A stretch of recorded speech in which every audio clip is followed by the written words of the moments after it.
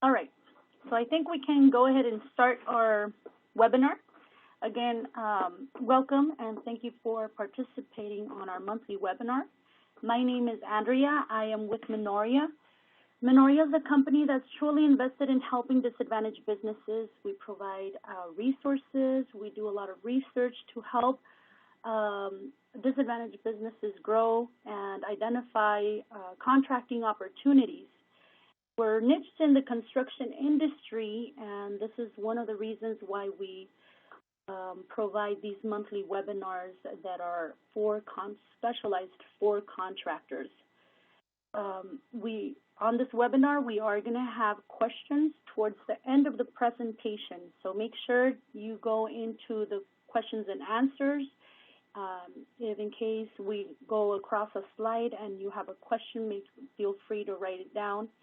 I have our team member and accounts executive, Jonathan Hayes, that's going to be helping me with addressing any of the questions at the end of the webinar.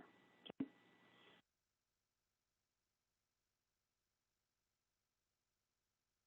All right, so we're just going to have a brief overview of this webinar and what we're going to consider. It's very important for a company to identify its capacity and understand the direction they want to go. So upon identifying that, internal bid qualifications, that's what we're going to go over on our first slide. So talk about and provide some samples of effectively briefing through a proposal to make sure that all the items are on the checklist and the opportunity.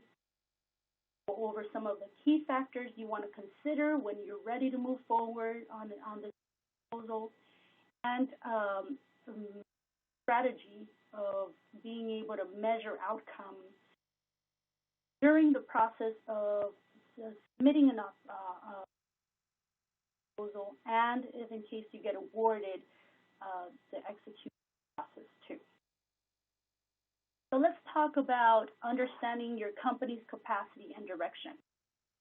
A lot of contractors out there are, sometimes they want to identify certain opportunities, vast amount of opportunities that are available for contracts. Sometimes you've done all of them and you spread yourself so thin that you really don't have that direction and that outcome that you really want of getting awarded. So there's got to be a strategy behind it, and then you also want to be able to consider your ultimate goal, what direction you want to take the company to. Contractor, where do they want to be at? But we also want to be able to understand what we can perform at that moment, your current capacity. Very important to understand that, because there's a fine line of being at risk whenever you do bid for something that's not at your capacity, right? So if in case your company isn't very, very clear, or your team members are not clear of the ultimate goal you have, I highly encourage you to view our past webinar. We have it on our YouTube channel. I'm going to provide, we are going to provide our slides and the hyperlinks to these references. So aware of that, we're going to email. But that webinar is talking about how to stay focused, how to get be strategic, how to do a lot of planning to be able to have and be prepared for opportunities. Going back to what we want to do, which is the qualifications for, or have like an internal bid qualification checklist. Some companies might already have this, right? But and each company has their own profession and skill that you can cater the checklist as you wish. These bullet points are essential elements that you really want to go over when evaluating a bid proposal in order for you to avoid spending too much time and resources whenever you're evaluating these bids. So you want to consider past performance, you want to consider your project size and your team availability at the moment. You want to go over some of the structure and organization you're implement and compare it with the bid requirements or what they're asking on the bid. Bonding and insurance is very essential. Sometimes your bonding capacity is tied up. You want to make sure that you know what's available for bonding. So be definitive.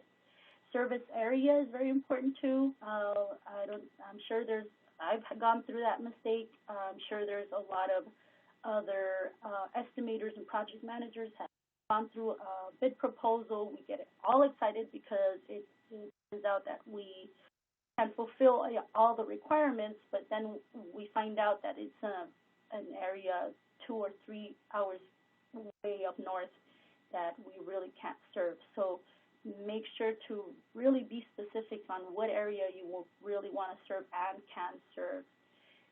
Compliance fulfillment is a big one too. There's a lot of organizations or companies that are requiring a lot of safety requirements. So if your company isn't equipped with all the safety guidelines that they have, creating these safety booklets, making sure you're the correct one, you might be wasting your time just evaluating these companies. Organizations that, if you've had a claim, really want to go through the safety requirements that these are. Wage and labor rates is very important too. You want to understand if this project is a prevailing wage rate, a day vacant wage, a regular wage, a union, a project labor agreement type of contract, because that really will allow you to avoid a lot of time investment on the bid review. And then bid preferences. So if you've identified a certain organization or you're really targeting certain organizations, you want to make sure that you prioritize the ones that are narrowing your possibilities of competition, and they're maximizing your potential of getting awarded. And obviously, certifications is one that a lot of organizations address. The SE, DBE percentage requirements. There's also organizations, quasi-government companies, or organizations will give you 30 net pay, for example, or they'll deliver the in a very, very rapid time. That's to your advantage. So you want to sort of take a look. And the big one is time also. Sure that your company has the time to really go through the bid proposal, has the time to execute the bid proposal, part of the job walk. I don't encourage, there's some opportunities that some of the job walks are non-mandatory, some of the pre-meetings are non-mandatory. If you pass that pre-bid, pass that job walk, there's a lot of value to participating in. It might be better for you to really get your energy and focus into some type of opportunity where you're going to be able to participate on. Pass if in case you are not able to participate on the job walk or the pre-bid meeting. All right, so briefing through a proposal, if you want to be really good at going over a proposal and identifying if this is a good opportunity for your team, in a matter of minutes. It's essential to understand what organization you're working with or you want to work with, and then what they're actually requesting. And some contractors don't know the difference between an RFI, RFQ, and RFP. It's important to understand the difference because sometimes there might be a better chance for you to get awarded or to be a part of a procurement or a contracting vehicle. So, for example, our request for information or information for bid is education.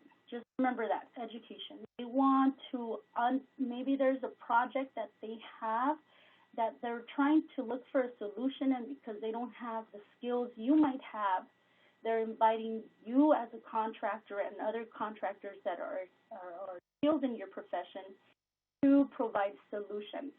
Right? This is a really good opportunity to show that you can present value to their organization, to build relationships with the project managers or estimators. And this type of RFI or request for information is not very focused on competitive pricing. It's rather focused on the professional. And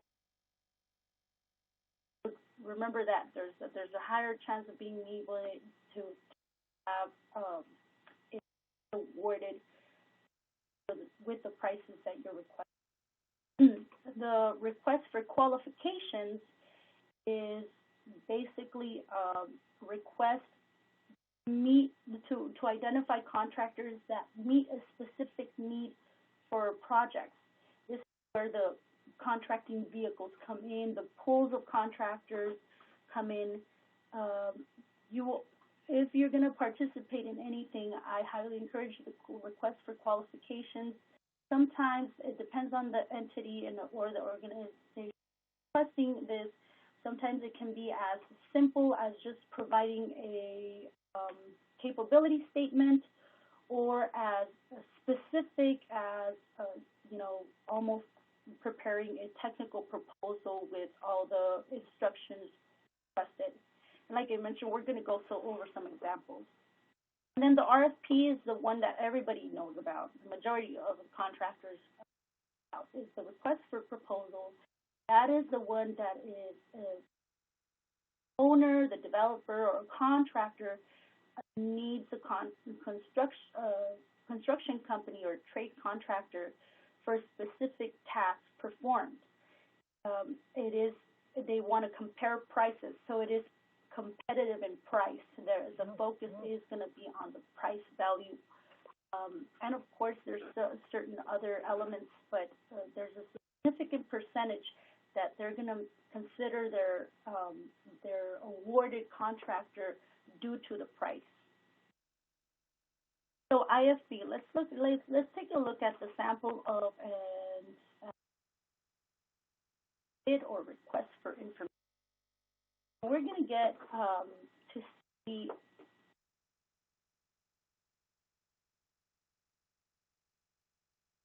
Nathan, can you let me know if you can see the screen for this RFI, because I don't. Yes, ma'am. Yeah, the rail-to-rail transportation corridors. Oh, perfect. You have like a little outline showing that I am sharing this. Okay, so this is I'm going to provide an example of all these examples are active proposals right now. And like I mentioned, we are going to hyperlink the PDF that we're going to share. So if in case you are interested in taking a look at these opportunities, you can go ahead and take a look at these opportunities. Metro is an organization that is very, very inclusive in their outreach efforts to help smaller disadvantaged contractors. So I decided to show an example of Metro's projects, and this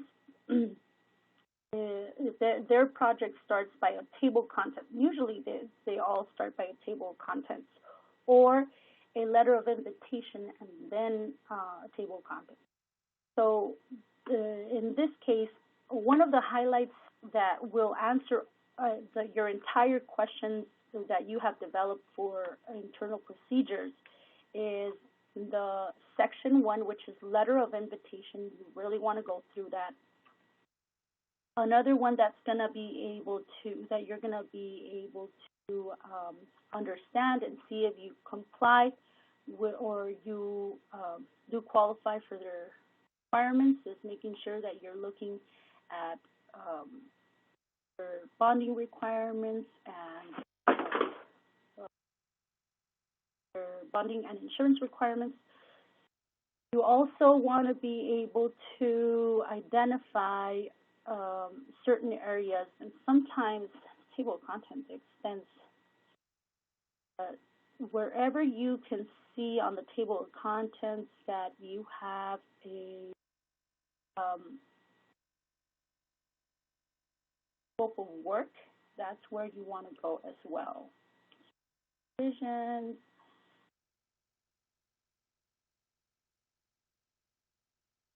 Let's take a look. Let's take a look at invitation answer. Really want to go into details, then you have to go into this area to identify the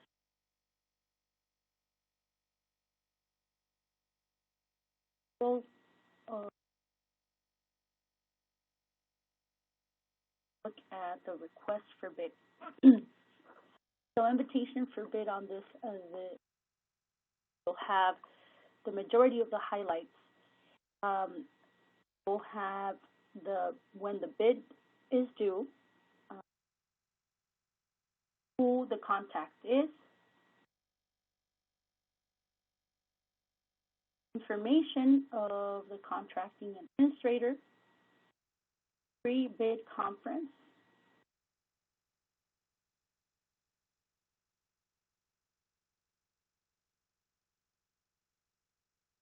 I'm just noticing that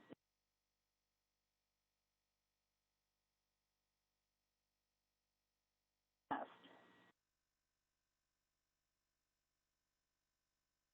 And then you also want to be able to see if some of the advantages, right? The requirements for DBE, SB, some of the veteran-owned. So this is a quick example. Let's go into, and this is a request for information. So like I mentioned, you probably do want to really evaluate the scope of work and sort of understand. For the request of information, you definitely need to go into the pre-bid meetings, and if there is a job walk, you can. If there isn't, you request a job walk so you can go over and see if you can apport some type of solution for what they're asking, right? So that's one example. Let's go to the request for qualifications, and this is a request for qualification that I've been able to go through, and I've had some contractors that need some assistance with this. LACCD are good supporters of our webinars, so I wanted to include that request for qualifications. On this one, again, there's a table of contents that you want to go over, but if you look at the request of qualifications compared to the request of information or the RFP, the request for proposal, this is gonna be a lot smaller than what it is for a specific project. So let's go to the invitation to submit a qualification, and usually it'll have everything, right? It'll have the project size. So if you're looking at projects that are over a $5 million project, this is not a contract for vehicle for you. But if you are looking for projects that are under $5 million or even under $1 million, you can execute. This is definitely a contract that you want to be able to check off, right? An opportunity that you want to check off on that aspect. And then you also get to see how this process works. So they're requesting for you to submit the statement of qualification. That's the first step. Once they evaluate and they see that you're a good potential, they'll put you on a pool, and it's called a MATOC, Multiple Award Task Order Contracting Pool. And this, if you're in on this and you get awarded, it doesn't mean you're going to get awarded a project, but what it means is that you're going to be in a smaller pool of competitors or contractors that you're going to be able to bid on specific projects. For a lot of these MATOC vehicles or blanket type of vehicles, you're gonna face a lot of maintenance projects for multiple locations their organization.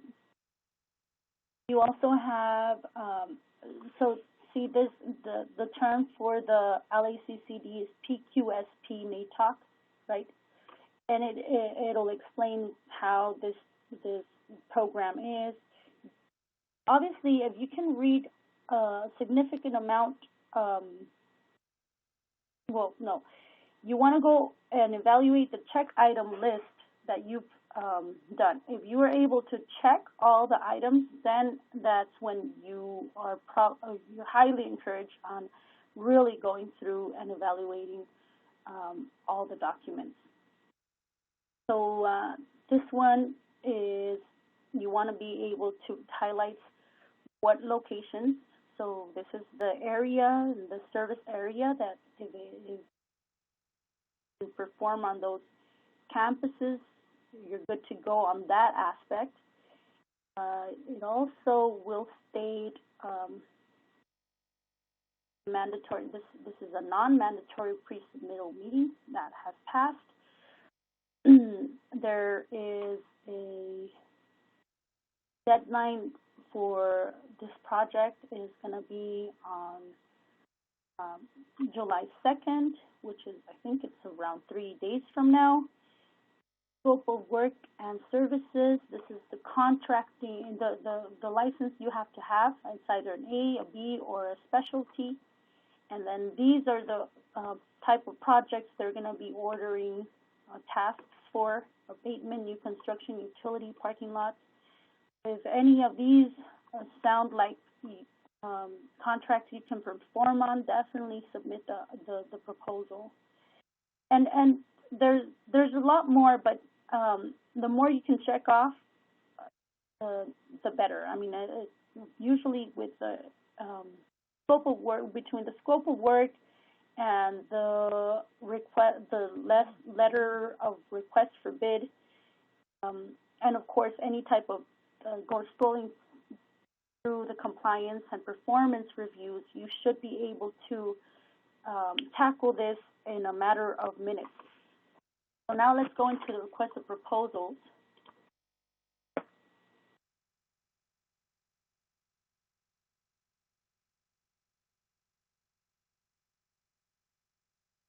Just so you can see the differences. So this is an opportunity that's going on in Newport Beach. Notice of invitation. This is the requesting information for the bidders, information bonding,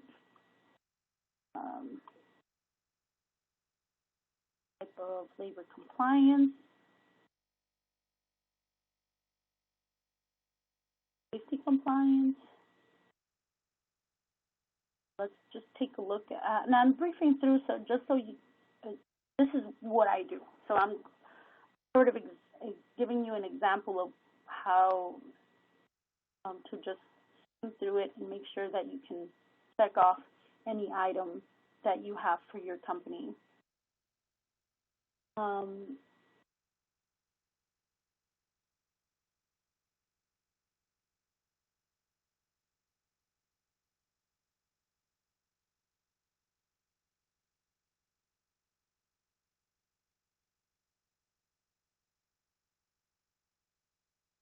Through each entity,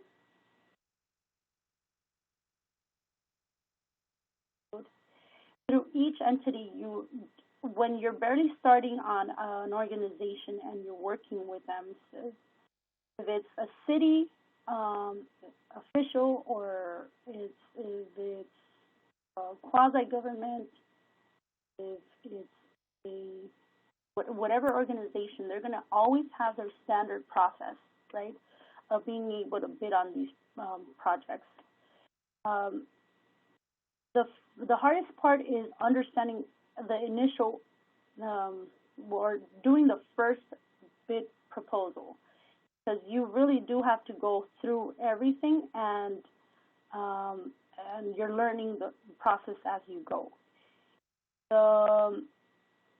Once you complete the first proposal, then you'll have an idea of what's expected.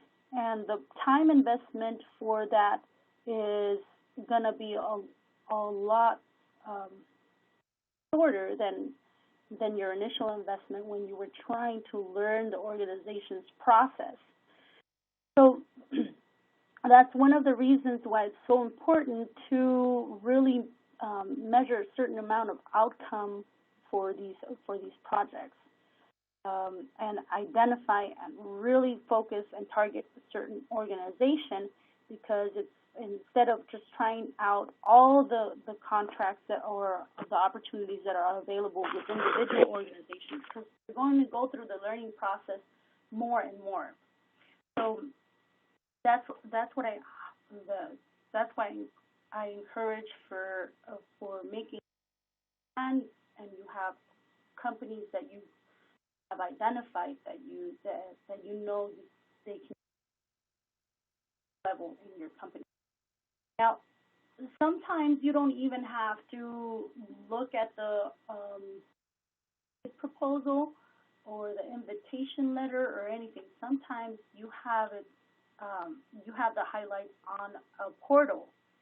So let's say, for example, LACCD, any of the majority of the cities, the ports like the Long Beach, Port of Long Beach, some other officials usually use the Planet Bids. Planet Bids will have, and the majority of the portals will have the bid details, where eventually you can check the item in or out according to the bid due date. You can, like right now, if you're bidding on this, because it's a request for qualification, sometimes you can do it because there is compiling all the information, especially if you've done a request for qualification in the past. Sometimes you can hustle and try and get that prepared and submitted. But when it comes to request for proposal, and especially on the size of the company, you really want to take a look at the time that the bid is due. And of course, like I mentioned, it is mandatory to have not already passed, and it is mandatory. You know, this is not a good project for you. So those are the examples that we provided. If you have any questions in regards of any of these, want to go deeper into how to evaluate the process or understanding it in terms, you're welcome to connect with us, and I need to move forward on this. So now, key factors to consider. So let's say you went through your bid qualification checklist. You identified that you have past performance for the project. You have the size of the project is good. You can execute a team for it. You have the structure and the organization for it. You have the bonding capacity if it's needed, insurance limits if it's needed. You have the service area. It's an area where you can perform. And all the compliance fulfillments. Let's say you only can do prevailing wage, and this is a prevailing project. And of course, the time is reasonable, and certain amount of bid preferences. Perfect.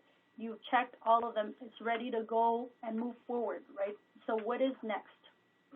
Obviously, you need to present it to, right? Once you present it to your team, you take a look at the projects that you currently have, and take a look at what the bid proposal is actually suggesting for you, or suggest the time that it takes the project and what it's. Take that into consideration, because you don't want to have your team tied up in one project and then have the various opportunities where you can't really propose on them because your team. Also, the bonding limits at the time is very important. I did mention it and addressed it earlier, but just to verify at the time if you can comply with the bonding limits. There's different types of bonding, so you have to really go over the proposal. There's a performance bond, there's a bid bond, and really understand that process as well. You also want to evaluate the relationship value. Is this really a project that's worth bidding? If you're starting off with a new company and this company you were looking to do to relationship, and they're giving you an opportunity here, then it might be a good idea to move forward. But this is a company that all of a sudden, they reached out to you, and you have to decide between two. And even if all the key factors are there, you might have to pass in order for you to go with the entity that you want to build a relationship with, or the entity that they're going to give you more potential projects, right? You also want to consider organizations' response and engagement. Some project managers or estimators that are really busy, and you have certain questions, and they might not be answering your questions, or they're not very engaged into trying to help you.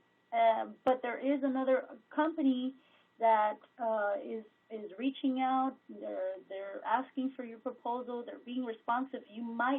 That might weigh in heavily on your decision factor if you really want to move forward, right?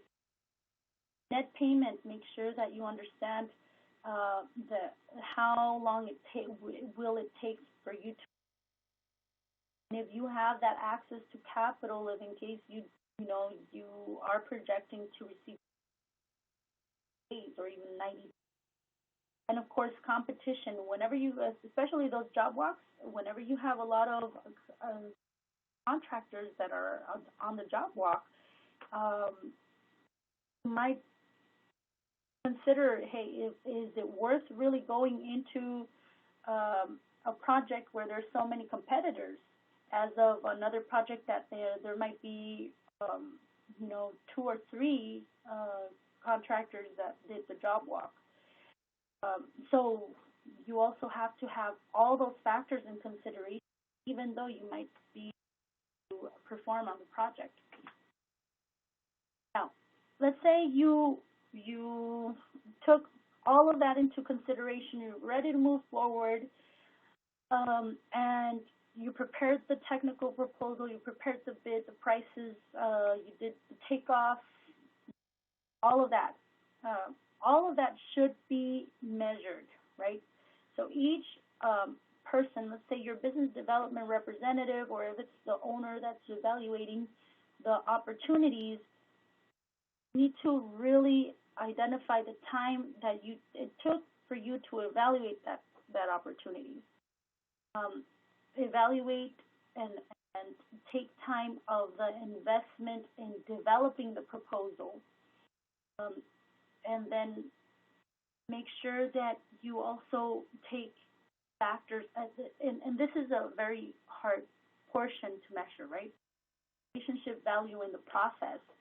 So whenever you're preparing the proposal, you're going to get to communicate with some of the estimators or contracting officers. If they're responsive, if they're doing, if they're trying to get as much information, then that measuring factor, well, this comes into the measuring factor. It's a lot of value to that process. So find a way to really include that in your decision. You're going to consider another proposal for that organization. And then the bid evaluation, and sorry for this, I'll correct it, but it's a debrief. So whenever you do a bid proposal, it's very essential to follow up, right? With public projects, they have to show who was awarded for the project.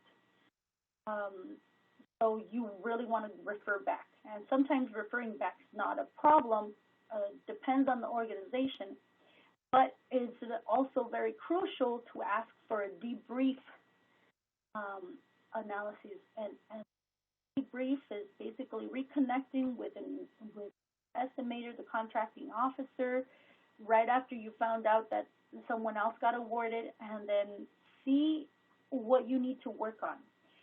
Debrief is for two intentions. One is to understand, what you could do better to get for the next time. The other one is to show and demonstrate the estimating officer or the contracting officer that you're really serious about doing business with them. You're establishing a relationship. You're showing this contracting officer that you want to do business with them, and you want to improve the process of being able to submit proposals. Believe me, they're going to remember you if you do that. You do have to be persistent in that aspect, because they're busy. They're obviously handling multiple bid proposals and going to meetings and helping contractors that. So you just need to be in a good manner. I mean, it's not being so aggressive where they're not. So now, if you are awarded, you also want to be able to identify certain or compile certain hours and investment that you've done on managing the project, right? Cost of labors and equipment you might have invested on, the operation process of your company. And then the one you can't really put a number to is the project value, right? Whenever you're evaluating and you perform on the project, you execute it, you get the money, identify at what point you got the money, right? How does this affect your other projects? And then it's potential. So let's say this is a new company that you're trying to work with. Whenever you're working with this new company, yes, you might have not gotten a really good net profit. Or you probably didn't profit anything initially, but now that you know the process, it might be worth considering more of bid opportunities through that entity, right? So whenever you're evaluating who you want to target as a company, as an organization, you also want to see what their forecast of projects are. If there's a significant amount of projects that are coming up, it's going to be worth your time, and there's a lot of value to that project, right? And then, of course, learning from any challenges you faced through the process of the project, and then identifying how you can do better. Off of all of this, you can set up a metric or a performance metric individual that has these roles or are involved in the process. So if you're business development or a leader is involved in identifying the opportunity or bid opportunity, you can identify certain performance metrics, right? So let's say this representative took around 5 hours to go through the bidding opportunities and developing the technical for the project. Then in that case, you can identify and say, okay, this estimator or this development representative can provide around 5 bid proposals per month, right? And start evaluating if that can be performed and set up structures. That's how you're setting your structures and systems and process. It's very important to go over these items and develop these measuring outcomes. So whenever you get on a project, you identify how long it takes with that organization bringing the bid and then developing the bid, cultivating the relationship. Say you've provided and submitted 3 or 4 bids within a matter of a month, not getting awarded, not getting any feedback, it might be a good time to leave that organization, start focusing on another one that can give you more potential of getting awarded, right? That's one of the reasons why it's so important to measure outcome, and you do have to be disciplined. Time investment, sort of trying to track the time evaluating a bid, but it isn't down and track it. So you have to be disciplined. That's insist on it, and you'll eventually have a systemized process of doing it. All right. Well, that's it. Now we're opening everything for questions. Jonathan, do we have any questions right now? No, ma'am, there are no questions in the queue right now. If you want, we can give a few moments for people to take the time to formulate their questions and type it in the chat. Okay. Meanwhile, I'm going to introduce and invite all of you to go to our YouTube channel, like I mentioned. Oh, I don't know.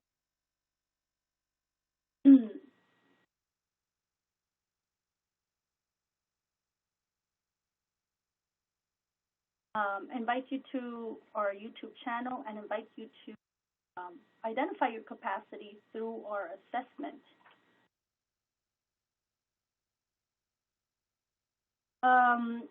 So we have the link for the YouTube channel, so you can subscribe and take a look at any other webinars we've included, from getting certified, how to get certified on your own, to how to strategize and focus, like you mentioned.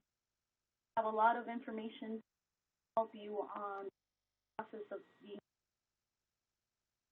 Like I mentioned, the assessment, we have free assessments available to identify your capacity.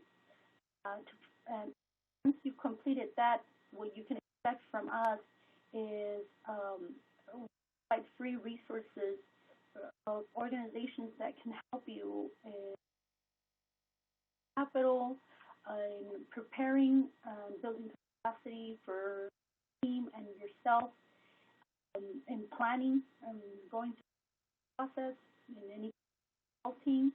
There's a lot of free resources out for you, and sometimes we don't have the time to really go over them, and we're doing it for you. It's very convenient to do this assessment. We also, on top of that, as your company grows, you have to have professionals surrounding you that are niched in the construction industry. Sometimes we don't know about these professionals. We do have a space where we can help you identify certain professionals that are in the niche, where you can interview them and start building the relationship to the level that you want to get. And then you also have a list of organizations. You'll also have a list of organizations that we recommend you part of. Usually it's niche, is driven, and give you identified entities that are needing your. Jonathan, you found a question, or I noticed it. Yes, ma'am. We have a few questions popping up. The first is from Ms. Danielle. She was stating, can we send a copy of the presentation with the Jonathan? link? Yes, ma'am. Ms. Navarrete, can you hear me? I'll move forward. And then finally, on this assessment, go ahead. Can you hear me? Yeah, I can hear you now. So I was saying the first question is from Ms. Danielle. She's requesting a copy of the presentation via email with the link included. And we will be sending a copy of the presentation later this week, Ms. Danielle. And the second question is for you, Ms. Navarrete, from Ms. Eben Ray. They're saying, do you work with businesses that are outside of the construction industry? Yeah, like I mentioned, our focus is to help disadvantaged businesses. But we provide more value to the construction industry just because there's such a big demand within the construction industry and requirements, and there's so many things that a contractor needs to juggle. But we definitely do provide a certain amount of services for other trades when it comes to identifying opportunity. And if we don't, then like I mentioned, through submitting an assessment, we can provide you a list of resources that can help you, a list of professionals that might be able to help you if we cannot do it on our own. So you'll have, if you have any questions, just feel free to email us. You can contact Jonathan or me. We have 2 locations, one in Cerritos and Commerce. Feel free to connect with us on any of those phone numbers or via email. Any additional questions before we wrap it up? At this time, if anyone has any questions they want to submit, now's the time to do it. Okay, so we have another question from Mr. Martinez stating, can you please forward the presentation? Yes, Mr. Martinez, we'll be sending a copy of the presentation later this week to all the participants. So. All right, and looks like all right, I think that's it. Yeah, we are going to send a copy. Don't worry, it's going to be hyperlinked. It's going to be ready for you guys, okay? All right. Well, thank you for participating, and we'll see you next month. Be on the lookout for the next topic, okay? Bye.